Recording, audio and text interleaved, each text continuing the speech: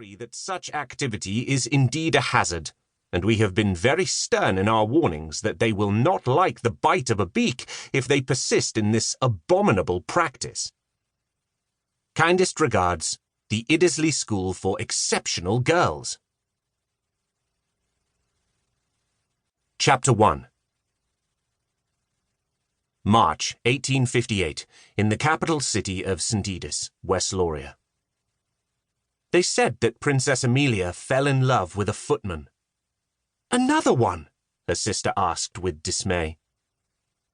Amelia hadn't actually fallen in love with him, but even if she had, she could hardly be blamed, given how bitterly cold and long the Weslorian winter had been. What was she to do, stuck inside Rohallan Palace with nothing to do on days that saw only a few hours of sun?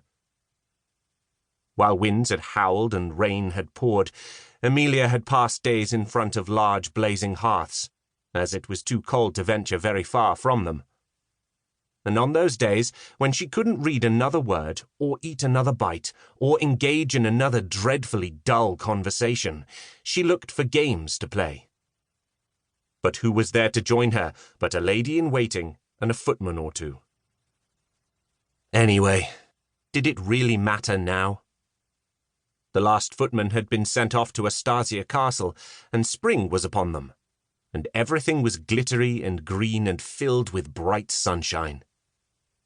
But her sister, Justine, the Queen of Wesloria, said, "I can't look at you right now," and had turned her head. "Kissing footman," she repeated, as if mystified by it, as if she and Amelia hadn't spent a good portion of their teenaged years fantasizing about that very thing. When her lady-in-waiting, Lordonna, whispered to her that the footman had confessed to the head butler, who had in turn confessed to the prince consort, Amelia had expected there to be some "how could yous" and "you shouldn't haves" and "promise me, Amelias," and was fully prepared to promise. She clung to the hope that when she had apologized enough and swore it could not happen again, that they would all move on to something far more diverting, the upcoming social season. There would be balls and galas, and Amelia was so ready for something new and different, something other than dark, cold rooms. She needed light and outdoors and the warmth of the sun. She needed laughter and gaiety. She needed attention. She needed life. She was withering away without it.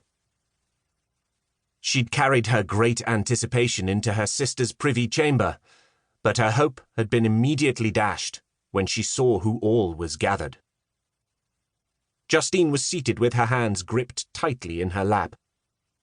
That was a sure sign of her sister's nerves, which, in fairness, had vastly improved since she'd assumed the throne, but which, in fairness, could still bedevil her.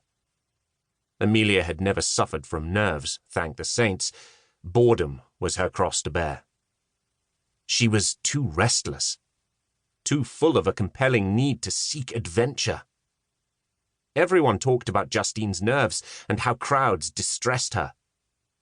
But no one ever spoke about how distressing it could feel to Amelia when there was very little to do. Behind her sister stood her very handsome husband, the Prince Consort, betrayer of sisters-in-law, William Douglas of Scotland. He winced sympathetically when he looked at her, which Amelia did not take to be the best of signs.